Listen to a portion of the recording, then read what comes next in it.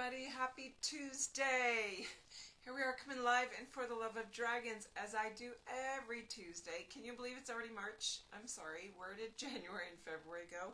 Where did 2020 go? It is flying and collapsing. To see the timelines collapsing, to see our concept of time and even the space continuum starting to shift and morph away from how we have known it to be structured. Really, that opens up a whole can of worms of another discussion, like I might do in my book club on Thursday. We've had some amazing metaphysical discussions, and I want to say I had these great questions. This is what we're going to answer today, but I am coming on late today. Sometimes I do just because it's what aligns and the dragons are like not ready. But I have been swept away since yesterday morning. The Dragon Oracle deck is really coming into fruition. I'm very excited to see the process moving forward. I'm in contact with printers and now started the graphic design part. And I've got over a third of the cards done. Like the image is ready, the font's chosen. I'm so excited. They're coming out so beautifully. And each of the dragon hearts that I've asked to sort of proof and give me some input on what I've created are coming back with how powerful they are. And that to me is just beyond exciting because this has been something I've been having in my field for the last 2.5 to 3 years. And to see it finally, every time you have a creation that's finally coming actually out, going to be birthed. And in this new energies of this year, this is why it's coming forward in this year. All of the new restructuring, the powerhouse tool to help do that, to give you that guidance and insight. So watch for that. I will probably, as soon as I have everything a go with the printers and know my parameters and all that, I will be probably doing a pre-order to get the ball moving and let you guys start getting your name on one of those decks. Super, super exciting. So moving into what we're discussing today, you can see that I have my white dragon canvas over here. I pulled the white dragon out because Anne wrote me last week in the video that we did, and she had a comment. And I want to thank you guys for the comments for the sound, because I finally remembered the volume is up on the phone and the microphone is in, so hopefully the sound level is a go today. Trying to get better at remembering to use that microphone because it's been out of my habit for 2 years. But on last week's video there was a comment as a question, and I said, Anne, that would be a great one to bring in next week. So here we are already at next week, and Anne's question was, I have had a white dragon show up with me. How do I work with that dragon? How do I work with her? And then the second piece of why are there so many dragons present right now? So let's start there to understand, one, you might have more guides showing up for you right now, and you might be starting to experience a lot more of them around you, a lot more people that are connected to dragons.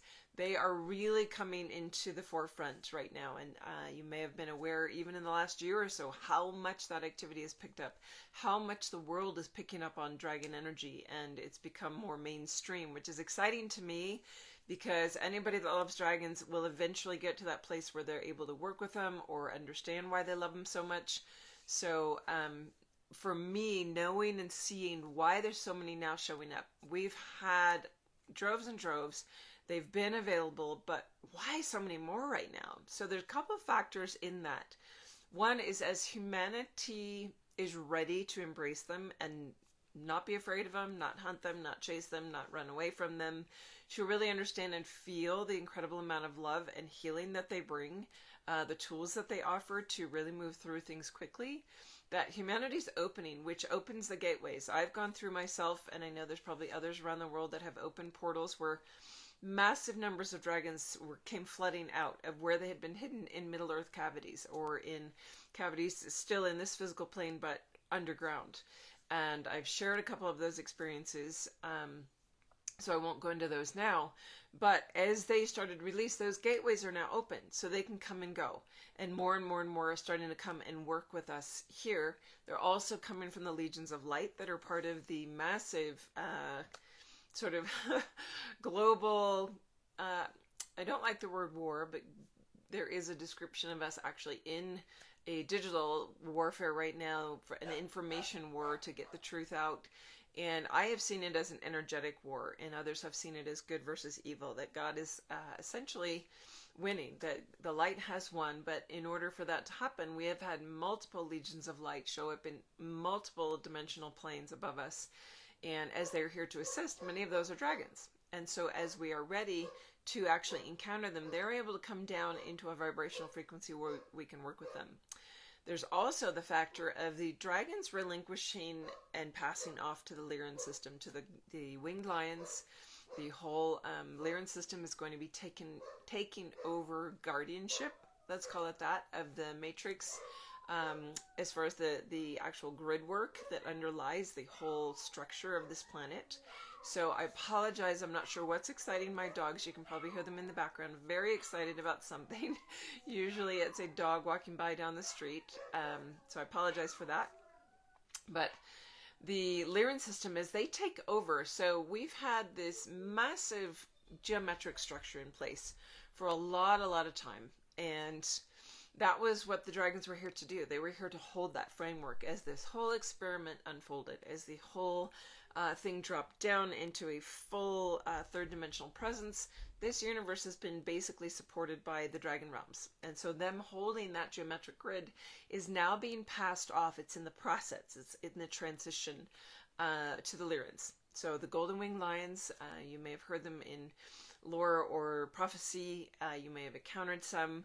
There are all kinds of beings in the Lyran system. There are dragons, there are hybrid dragon lions, there are the golden winged lions, there are many feline beings, and they hold an incredible frequency band that is able to support and hold the next level structure for Earth going forward into this fifth dimensional frequency band. So as that happens, there are certain dragons that in their outlying posts in that geometric grid work are actually ready and have started passing off to their Lyran counterparts. Some of the core ones are still in place. So it's trying to get a feel energetically. It's probably about a third or maybe 40%, maybe a little bit more, already passed off in transition. So what does that mean? That means 40% more dragons from those that were holding positions are now able to step forward in a different level of service. And many of them have longed for many eons to be directly connected to humanity, to be actually, they've watched us for a long time and they want to guide, guard, protect, heal. They want to come in and work with you. So now instead of going off and doing other things, many of them, the majority of them, are coming down into the earth plane to become guides for you, to become healers for you, to become tools in your healing work if you are a healer, or have that capacity to bring that information through for others. So that's why there's so many around. And it's exciting. It's exciting to have more and more tools to work with them. And this is where I come in, as to Anne's question, as well, how do I work with this white dragon that showed up for me? So knowing that there are many tools to help you dive into actually working with the dragons, any dragon. So if you start with, once I know how to work with any dragon, man, whoever shows up, I can work with them. And so if you are on dragonwithin.com, you'll find the guidebook that is practical tools for working with them. Especially, there's 13 separate dragons that the mantras are given, how to call them in, what it's going to feel like. You will have your own experience with that, but that's the starting point. There's guided meditations that make it more tangible and real if you've never worked with energy. If you don't know how to even feel your guides, but maybe you can have a guided meditation experience to help you learn how to meditate to go in. That there's online courses that are going to help you get that information as well, of more and more ways to work with them. But to start with, when you have one with you and maybe you're working through the book and you have one of your own and you want to start doing that work and you're not ready for all the other tools, or they're not speaking to you yet, because it will be a heart call when they do. And that's when you want to follow through and go, all right, I need to get a meditation to help me here, or I need to get the book, or I need to get a course, or I need to be in the book club. There's all those different things available. And now the Oracle deck is going to be coming available, which is going to be a massive tool for really breaking people into direct work with them. And I'm really excited about that, because it will touch a lot of people that aren't already seeing, feeling, they just love dragons, and they're like, oh, a deck of dragons, great. So when you want to work with a dragon guide that is with you, first off, you have to find the time to. right? You need to make a dedicated time because they're available. They're always around you. And until you actually make the effort to communicate with them, they're not going to be able to do much for you other than, like any other guides, put things in your path. They will keep putting little reminders of, I'm here, I'm, maybe you'll see a dragon and go, oh, yes, I forgot to work with my dragon today. I forgot to go in. So making the time is very important. And then tuning in if you're not sure how to really feel them. So Anne already could tell that it was a white dragon she's working with. If you can sense and feel, the biggest thing is to work through your heart space because they are fully heart-centered beings. They're majestic in their power, they're incredible in their wisdom, but their pure essence is those merged into the most massive amount of unconditional love that you might experience from any being outside of direct contact with Mother, Father, God. And I've said that many, many times. That they hold a 22nd dimensional frequency of unconditional love, which is pure. It is meant to embrace you, to help you fall into those places where you know that you just need to have someone hold you while you cry, that you need to feel someone help you through the points of worthlessness or shame or whatever's coming up of, why is this blocking me? Why am I not able to move forward in this? Why am I challenged with relationships? Why am I challenged with being able to be powerful or speak my mind? Why am I challenged with X, Y, or Z? Whatever that is for you, if you can drop into that dragon's embrace, and I would encourage you to, one, open your heart space. Feel it. If you don't know how to do that, set your intention. Your mind is your key. Your ability to intend things, to visualize things, is the absolute key to unlocking the universe for you. So as you open that heart space and breathe into it, just imagine like massive doors on it being pulled open. And that might be scary. That might be hard. You might actually recognize and feel where you have barriers to even doing that, because you feel like you might be hit with an arrow or a spear, or you might like be attacked, or you might feel like, whoa, I'm trying to open it, but there's a wall there, there's a gate there, there's a lock there. What is that? That alone is a step towards the right direction that your dragon is here to show you of, where are your limitations? Where are your blocks? Can you even open your heart space to me? Open as well as you can, and then feel yourself invite that dragon. I usually like to start by having them behind me. Invite that white dragon to be behind you, to wrap their wings or their body, if it's a serpentine dragon, around you, and just fall back into them. Fall back in and feel that embrace. It might feel like a warm blanket. It might feel like a pillow or a cushion, or like an old friend. Let yourself feel that embrace and just drop into whatever comes up sensationally for you. Emotionally, movement through the body. If you can feel energy, even if you can't, tune in. What is my body doing? Is it getting tingles? Is there a certain place that's feeling tension? Rigidity or tension in your body is what's coming up as where there's resistance. So when you feel resistance in some part of your body, to breathing with that dragon, breathing into that dragon, aligning your breath and your heartbeats so that you're in sync with them, because they're going to start opening, and as their energy field moves towards or through you, that's where you're going to start recognizing, like, wow, I have tension in this part of my body. And then allow your focus and your intention to go down there. Allow your consciousness to drop into that place of resistance for it to speak to you in whatever way you receive information. Not everybody gets information the same way. Clairvoyance is different for every clairvoyant. Clairaudience is different for every clairaudient. There are some similarities, but you will receive information the way you do. And a lot of people right now are waking up to the fact that they're very kinetic. So clairsentience is the ability to feel in your body. To me, I call that a kinetic sensation. Kinetic is an active movement of energy somewhere within your body, and that's a way to speak to you. I get one where I get head to toe shivers. That's usually my guide saying, bing, bing, bing, right on the money. Pay attention to what you're talking about, what you're seeing. Trust what it is. It's truth being spoken.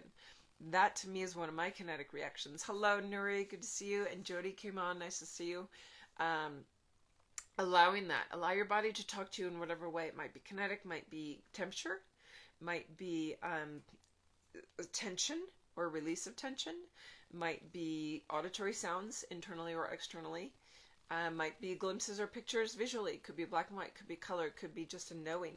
If you're claircognizant, you're going to get a knowing of an object even if you can't see the object, or knowing of a set of information, like a full paragraph coming in, or bits and pieces that you know you're not hearing it, but you just know it, like it's just in your mind for some reason, like seeding a thought.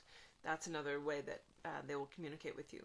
So I would invite you to pull them in close to you anytime you can, and then follow whatever guidance you feel like is coming. If you feel like they want you to move outside, move outside. If they want you to look at a book or something, follow whatever is jumping out at you, or the intuition you get. I remember thinking it was so strange way back when my journey started, and I started doing energy work with people, and I had to really learn to trust. My guides took me through a space of learning how to absolutely 100% trust what was coming through. And even to this day, I will get a weird picture or image or set of information. I'll be like, all right, I'm just going to go with this and start describing it. And it inevitably tumbles down into a major set of information. So as I started like years back, I used to be working with someone and I'd be told like, you need to get a blue blanket near you. There's a couple stones that you have in your house that you need to go find and bring around.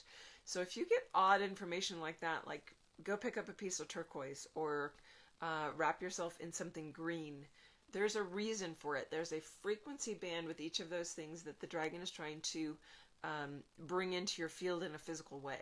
So if you get odd, crazy stuff like that, trust it. Try it out.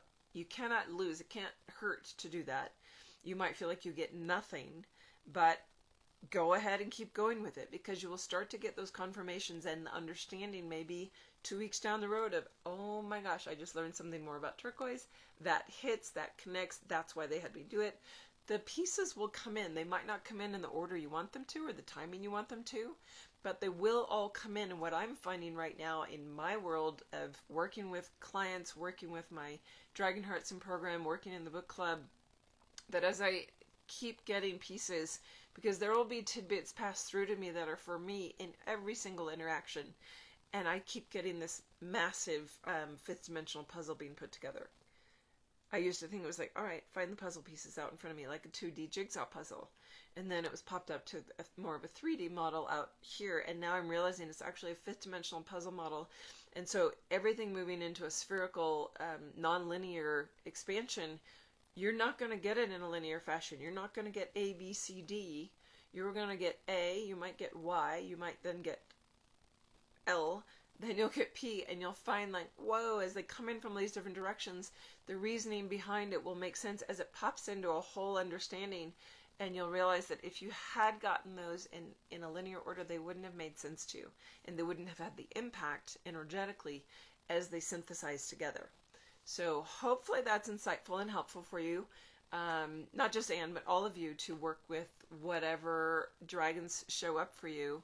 And as I said, if you have questions, please email or message me. I'm here for that. And when you have questions, they benefit everyone. So I like to share that with everyone. And if you're needing any kinds of tools, as I said on the website, even visually, energetic tools like having, I brought my little black Merlin forward because we're working with the black dragons today in the Dragon Heart group. The white dragon I brought forward because Anne has a white dragon with her. But there is a massive amount of pendants, of the symbol pendants. If you have the book, the symbols in the book are available as pendants or keychains. They're really nice to have in your space. I've got them in, on my car keys and my house keys, and I have them as pendants to pick up certain days that I know I need a certain energy to help boost me. I have a lot of clients that show me images of them on their altars or where they're using them. It's really beautiful to see, and those are all available. There's all kinds of tools available that are actual energetic pieces to have in your environment to keep that energy flow going for you, and each goes out with a transmission that is specific to your expansion journey. So that's just a real specific piece of what I offer with those things going out of the lair, because they're in my hands before they leave in the box or the packaging. And that way I get to actually put a transmission in them that is directly for you or the person receiving it as a gift from you. So hopefully that answered some questions. I will look forward to seeing you guys next week. Oh my goodness, we'll be middle of March by then, and it is flying by. Watch for the Oracle deck release to get your pre-order in, and I will see you guys soon. Much love to everybody. Bye-bye.